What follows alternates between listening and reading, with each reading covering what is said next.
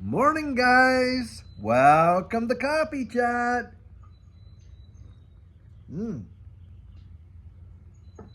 Wow, that was practically a perfect cup. I'll tell you what, sometimes it's just getting the right ratios, of the cinnamon and the hazelnut syrup and the this and the that. And boy, it turned out absolutely amazing. I'll tell you. And that was my first sip, guys, shared with you right there. Wow.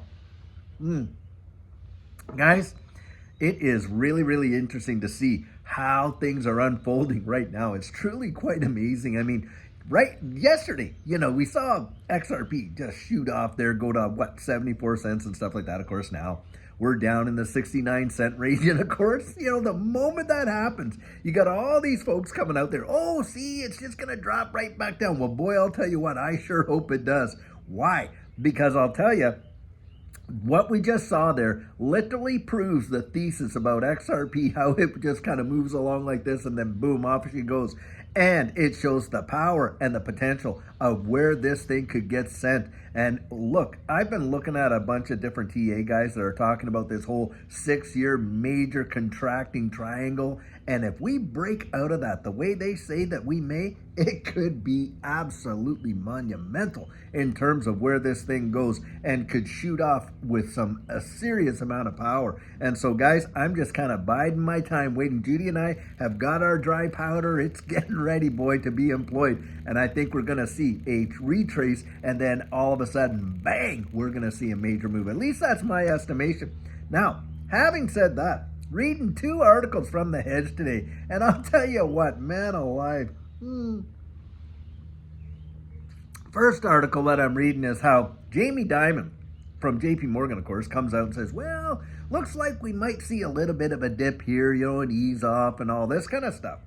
And then you got Bank of America coming out and says, oh, no, Jamie's wrong. This thing's just going to keep on trucking and on and on and on. And it's kind of this, this is where they're playing both sides of the fence narrative. Because let's be honest, guys, Bank of America and JP Morgan Chase are on the same side of the fence. Absolutely zero doubt. This is about the big banks going in there, of course, and swallowing up all the smaller and regional banks and that whole consolidation of power in the banking system, which I believe has a lot to do with the issuance of central bank digital currencies that are going to be on the way, and I think in a heartbeat, because of course they're out there, Federal Reserve, printing $1 trillion. Get that, every 100 days. Absolutely, while they're trying to say they're going to control inflation. What a bunch of hogwash.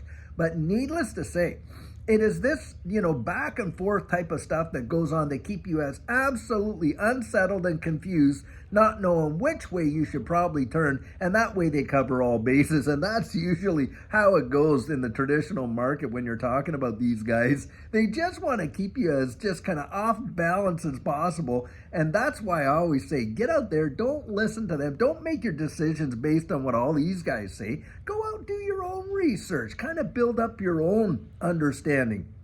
And then based on what you think and your own conclusions and convictions, that's where you would make an investment. Because I'll tell you what, I would never make an investment based on someone else's conviction. I'll tell you that right now.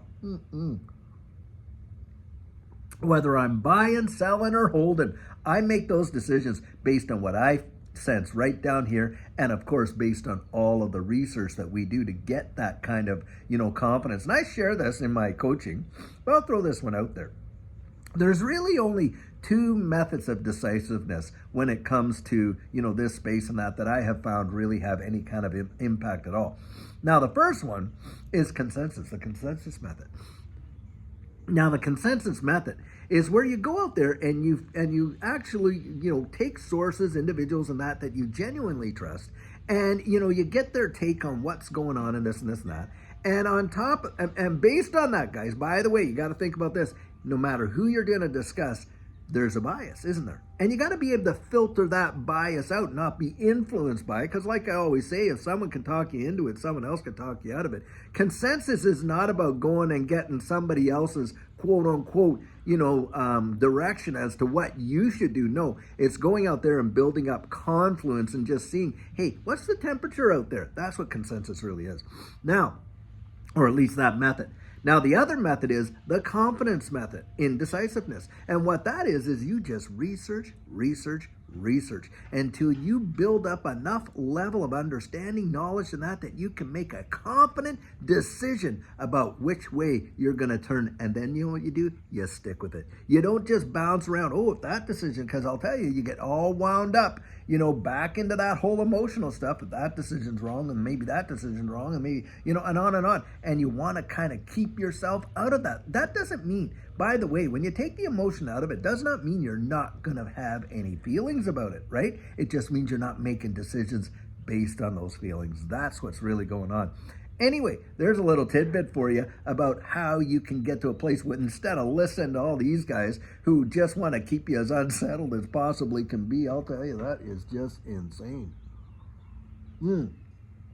Now, the second article that I'm reading has a lot to do with where we are in this digital asset space, because it was talking about the implosion of the US dollar, and that the United States is probably the only one that can genuinely go out there and destroy or collapse the US dollar. And are they ever making a run of it, to be sure, with all of this money printing that they're doing and everything like that, and destroying the purchasing power, literally reaching down, like I say, into your jeans, pulling out cash by the fistfuls, form of taxation as far as I'm concerned. But needless to say, they're saying, hey, look, all the world, economy, global economy, they don't have the, the power to really collapse the US dollar, but certainly the US does. And that seems to be absolutely what's on the menu. And that's what's getting served out on the agenda and stuff like that. And they are carving it up all right. Like, you can literally see it. And that's the thing, guys. I believe they're doing it with intention, that they're absolutely getting us ready and prepared to move us into this new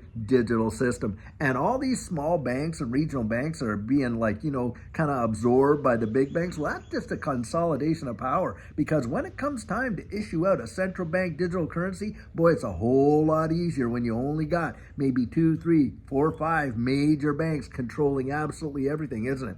And that's what I see. And let's remember this.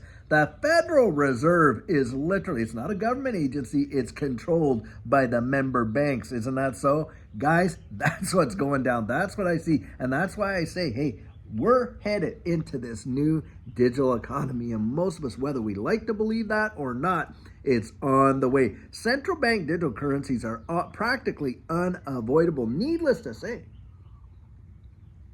of course, you got all these candidates saying, oh, no, I won't have a watch and see, wait and see, whoever gets into office and all that kind of stuff. They're going to come back and say, well, it turns out that we had to kind of go with the whole CBD. But the CBDC we have was going to look way different. It's going to be way better than the one they were going to have. Watch and see if that isn't the narrative that comes out.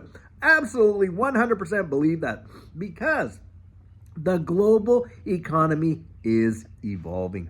That's why. And the fundamentals are right in front of our faces. And you cannot deny where we are marching towards. It is literally going to revolutionize the way the wide world works. And that's why they're calling it the fourth industrial revolution, because it's going to literally revolutionize everything and how we do our business, how we interact with one another via social media, of course, with the metaverse, our health, our ownership, digital IDs. It is going to be massive. And the think that you and I are literally able to get some of these assets sub $1 is truly mind-bending, in my opinion.